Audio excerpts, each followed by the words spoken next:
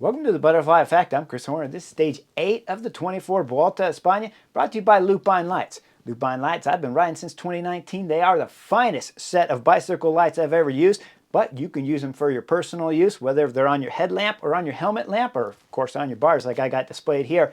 Lupine Lights have the app to control the power of your lights so that you can flash them, dim them, bring them down, bring them up, or of course, Bluetooth remote. If you're looking to save 24% on your next order of Lupine Lights, use the code LupineLights24. Offer expires at the end of the Vuelta a España, so by September 9th, you got to get your order in. If you're looking for Christmas presents or if you're looking for presents for yourself, make sure you use the code LupineLights24. Now let's get into today's stage 8 at 160 kilometers. We're talking about 100 miles in length. 2-category climb. One is a category 1 and one is a category 3, but it summits at category 3. And before the riders leave the start line, if you look at this picture I'll show you right here of the finish of today's stage 8, there's no way this is a category 3. I think this is a category 1, but if you want to be a little bit soft on the riders and get them motivated, not scared about today's stage, you might be able to call it a very hard category 2, but this is a category 1. It's narrow, it's twisty, it's super steep with 15 and 17% sections. You look at the final 500 meters, it's nasty all the way up to the top. This is no way is this a category 3, that's for sure. I'm calling it a category 1. The organizers can call it whatever they want. When the racing starts from kilometer 0, we see the riders are curb to curb. When the cameras come on though, it's 102 kilometers to go. We got 3 riders going up the road.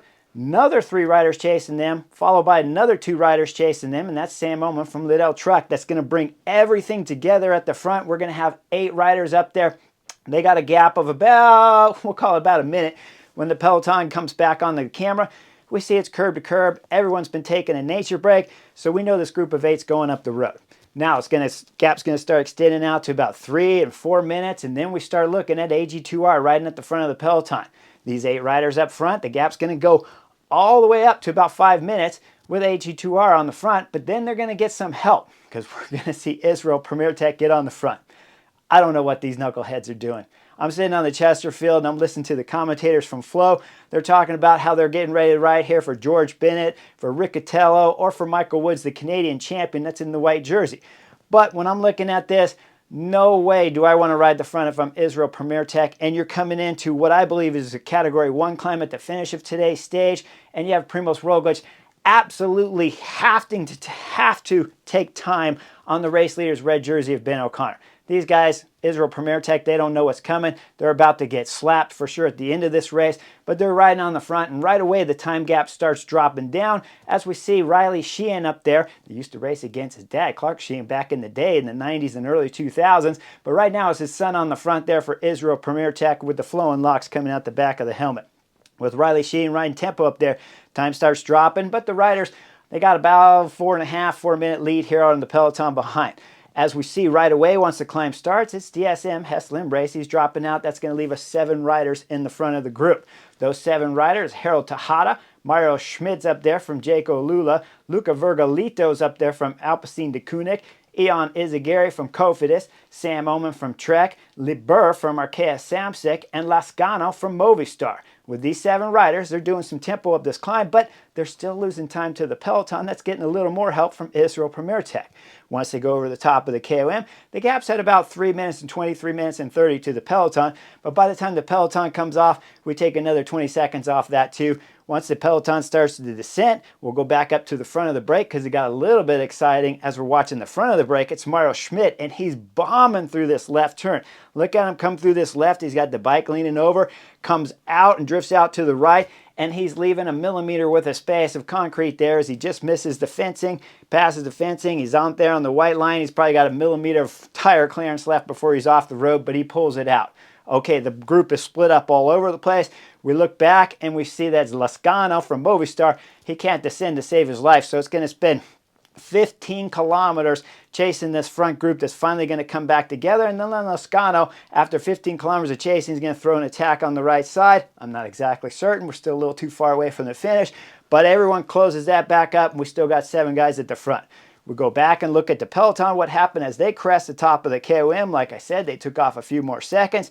drop down the descent, and it was AG2R on the front keeping Ben O'Connor in good position and safe down the descent. But once they get to the bottom, it's time for Israel Premier Tech to start going to work here. They want to start bringing this brake back down to about a minute gap, because when you get into the final climb at just under 5 kilometer and it's a category 1, we're talking 15% sections and over 7% average throughout the 4.8 kilometer climb. It's a monster climb, so you don't have to have the brake all the way brought back, but you want to have it back down to about a minute, minute and a half at worst case scenario, but a minute sounds much better if you want a shot at winning this stage and you're Israel Premier Tech and you think you could go up the climb with Bora Hansgrohe's up there, Primoz Roglic attacking you. Okay, whatever. They're still on the front. They're driving it. We're getting into 18 kilometer to go, and the road starts to lift and go upwards. As it's lifting and going upwards, we look at the peloton. The time gap is now dropping down to about a minute and a half. So you know the breakaway's chances of winning today's stage 8 of the Volta a España is looking really slim. Then there's a crash in the back of the peloton there. That's Ciccone and 2 other riders going down. Little truck rider's going to sit down, but eventually he'll get back up on his bike. Hopefully he'll be fine. As we look up at the front of the peloton, they're not waiting for the crash victims back there. They're curb to curb. It's chaos at the front, going full gas right now. We're coming in 12 kilometers to go, and the camera starts focusing on Almeida. Almeida's at the back of the peloton right now. He's sitting back there. He's in big-time problems, and that's Del Toro that's next to him. These 2 riders from UAE Team Emirates are big-time favorites to try to win here. Remember, they're going for a 3rd Grand Tour victory here in 2024, and Almeida's their highest on general classification, but he's at the back of the peloton. While I'm sitting listening to the commentators on Flow Bikes, they're trying to give out all kinds of reasons why he might be back there. There's only one reason why he might be back there. You got to be having a bad day. You either crashed on your bike and you just got back and the cameras missed it, or you're sick or injured somehow and something's hurting on your body. Otherwise, there's no way Almeida would be at the back of the peloton at this moment. Now, we go back up to the front. Still nervous, curb to curb. Brandon McNulty's driving it like crazy up there because they still got Sivakov, and they're not waiting for Almeida. That's at the back of the group. UAE Team Emirates have already lost Jay Vine, who dropped just a little bit earlier, followed by Soler. So they're getting down on numbers. It's not looking fantastic for UAE Team Emirates right now. Now the group of 7 up front, well, they start blowing up. Once they start blowing up and the climb starts proper, it's Harold Tejada throwing in a huge acceleration up there. He's got some company, though, as Vergolito's up there and Lascano are up there, but they're all split up, 1, 1, and 1, chasing each other, with Tejada throwing in accelerations from Astana up front. Now, things are getting interesting as we're coming into 4.1 kilometer to go. That's where the right turn starts and the brake's blowing up. And just back there, we're going to see this Tejada getting caught from behind. We go back and look at the peloton now coming into this section. They're only coming about 50 seconds behind. Bora Hansgrohe's on the front. Bora Hansgrohe, that's Danny Martinez there on the front. Primoz Roglic sitting in fine position. Then he's got his teammate a little bit further back as they're getting ready to come into this right turn. Ben O'Connor's in good position too. And as they make the right turn, Danny Martinez is throwing down. They're trying to put pressure on Ben O'Connor from AG2R in the race leader's red jersey. As Danny Martinez is thrown down, let's look at the picture as they came through this corner here. We'll see Sepp Kuss is behind the 2 Bora Hansgrohe riders that are sitting back there. I'm going to call it Lipovets, and then I'm going to call Vlasov that's on the inside there in the center of the peloton. As they exit the turner there, Alexander Vlasov's coming from the center and wants to get out to the right side. He moves from the center to the right, overlaps who I believe to be Lipovets's wheel there, and then Vlasov crashes hard. Sepp Kuss, his legs coming out of the pedal, and I can only assume he's going down hard too. And then we start looking at Lipovets. He looks back, and then he keeps going on the pedal. Look at the next Bora Hansgrohe rider there as he passes Sivakov and keeps going. He takes a minute to look back over his shoulder. Looks like he's a little lost and undecided. Bora Hansgrohe have not talked about this in the meeting, what they would do if Sivakov, high on the general classification, only about a minute back from Primoz Roglic, what they would do if he crashes at this moment. Well, his teammates don't wait for him. They keep going full gas. What should they have done? Lipovets is a threat on general classification, could possibly still help out Primoz Roglic on the stage, even though it's Danny Martinez on the front right now throwing down. If Lipovets can find his way back up there, possibly he can help. When we start looking at the second Bora Hansgrohe rider right there, though, when he was hesitant and didn't know what to do, that rider should have stopped, because as the camera's flying Vlasov back there, well, he's got problems. He's on the side of the road and he's holding up the handlebar there as he's got 2 spectators trying to work on his chain. The one spectator is not making any progress. Third spectator comes in, and then we're going to see that as Vlasov just lets go of his bike, and his bike falls over on the spectators trying to help Vlasov. Vlasov gets frustrated. You see him look like he's getting ready to toss and throw his water bottle down. Then the cameras go back up to the front of the peloton. Danny Martinez is blowing at this moment. With Danny Martinez blowing, we're still just under 4 kilometers to go. We'll call it 3.8, 3.9. Primoz Roglic throws in an acceleration. This is starting to blow things up. Ben O'Connor in the race leader's red jersey that was locked on to Primoz Roglic. He looks fantastic. Doesn't even look like he's hurting at this moment. The AG2R rider might be capable of winning the Vuelta a España in 2024 is what I'm thinking while I'm watching this attack from Primoz Roglic. We see Carapaz and Cepeda sitting on the wheel there just behind. And Moss is always in fine position up there sitting third, fourth wheel. Now as Primoz Roglic realizes he can't get the gap there on Ben O'Connor, he's going to back off. Cepeda is going to come to the front. Then Cepeda is going to start setting some tempo. We'll call it 5-6 guys in this front group. And we look further back, it's Skilmos, Mateus Skilmos from Lidl Trek, bridging across the gap to put us about 8 riders in this front group. With Cepeda still setting the tempo on the front, Primoz Roglic is pulling out of the line to the right side. Ben O'Connor is going to close the gap up there to Carapaz. Behind that, we see Primoz Roglic start to drift back, and then we're going to see it's Tibieri right there. And Tibieri is like, no, I'm not going to close this gap, so he backs off. Primoz Roglic has to close the gap up there behind Ben O'Connor. Now, Cepeda's still going on the front, but he's not going hard enough. As the group from behind's coming back, it's Sepp Kuss is coming back into the picture. Sepp Kuss is looking like he's going to find his legs to get back up here to the front group after he got caught up in the crash back there with Alexander Vlasov. Now we'll call it about 20-21 riders in this front group.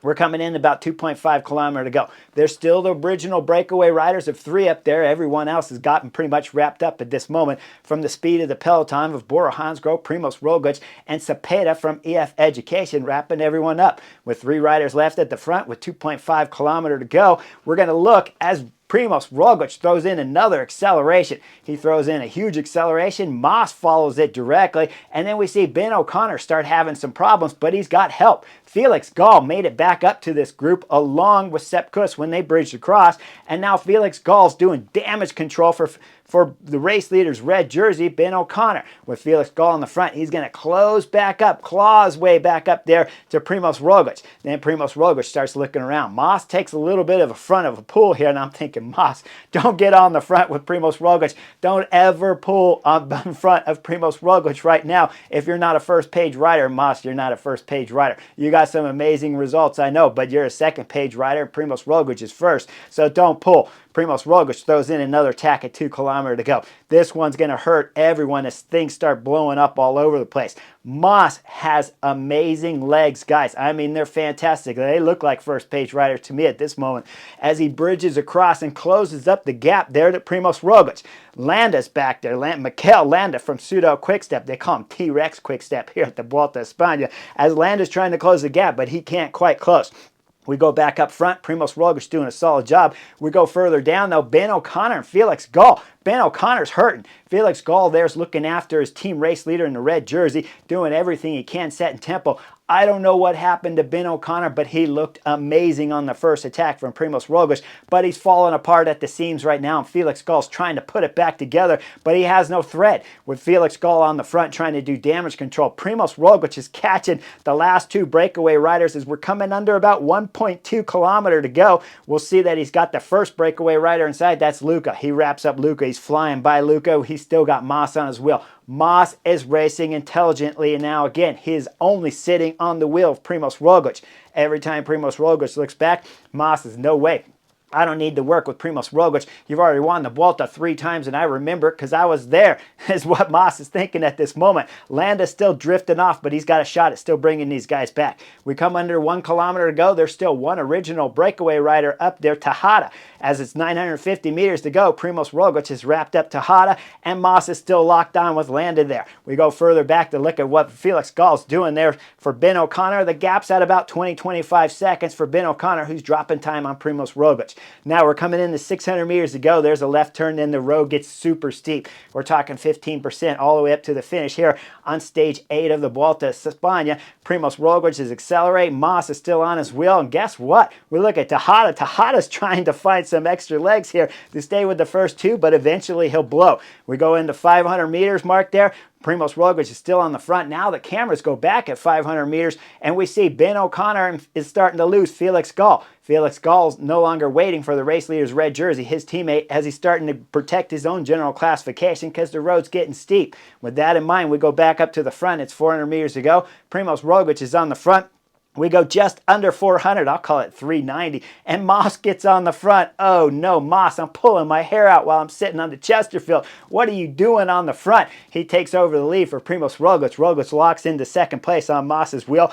Moss keeps going through the curvy sections here, of 15% all the way up to the finish, going from the left side of the road to the right side of the road. We get into about 150 meters. Moss is going through the left turn, exiting all the way to the right to try to hold up Primoz Roglic. Well, 100 meters hits, and the Slovenian hits his pedals too hard as he accelerates straight past Moss. He's in the lead at 75 meters to go. Once he gets up to 25 meters to go, he looks back one more time over his shoulder, then sits up before he crosses the line, and a little number one as a up and then a little forward as he wins today's stage for a second victory here at the Vuelta a España, gaining time on Ben O'Connor. Third on the stage after Moss got rounded up second on the wheel of Primoz Roglic. Well, third's going to be Mikel Landa from T-Rex Quick-Step to round out the podium. What's happening to Ben O'Connor? He's suffering. He's at the max. We see him closing the gap. He's going to finish 17th on the stage and lose 46 seconds to Primoz Roglic. Sepp Kuss, Visma Lease bike. What happened to him? Well, he lost over a minute. I'll call it a minute and 7 seconds. After today's crash at the beginning of the climb, he suffered all the way up, did damage control, but still lost over a minute. So you know he's not going to win the Vuelta a España in 2023. But Primoz Roglic, in his interview, he said he's going to enjoy today and then, of course, stay focused for the next races to come. Now, when we're talking Ben O'Connor, he said he didn't feel so fresh on today's stage. To me, he looked amazing. At the beginning, when Primoz Roglic was attacking, I thought we had a Vuelta battle extraordinaire going on here between Ben O'Connor and Primoz Roglic and Enric Mas, but then he just blew up. I got to believe he just bonked. Maybe went super deep there to go with Primoz Roglic and then bonked, but we're going to have to see how tomorrow's mountain stage looks because stage 9 is a monster. Climbs all over. 3 big climbs at the finish of tomorrow's stage 9, but it doesn't summit. You still got to drop down the descent, which might help Ben O'Connor out while they're chasing Primoz Roglic over that last climb. But tomorrow's stage 9 has at least 3 or 4 other hidden climbs on the stage, so that would have been the stage for Israel Premier Tech to save their legs today for, so that they can go into tomorrow's stage 9 and put one of those favorites like George Bennett in that front group, Michael Woods in that front group, or Riccatello who can win. Save the legs. The knuckleheadism of riding today's stage to think that you were going to drop Primoz Roglic on this last Category 1 climb here at the finish of stage 8, it wasn't going to happen. It was never going to happen. It was a tall order to think it was. Maybe he could crash himself, so it's not impossible that it could happen, but you still have to beat Enric Mas, and you didn't have the legs for that. The highest rider they had was George Bennett, who finished 16th at 39 seconds down on today's stage winner, Primoz Roglic. So knucklehead moves again out here on today's stage 8. Tomorrow, stage 9, monster climb. Like and subscribe. Primoz Roglic is on a mission. He's got to take back 3 minutes and 49 seconds on Ben O'Connor, who's still wearing the race leader's red jersey at the end of stage 8. Tomorrow's exciting. Like and subscribe. I'll see you real soon.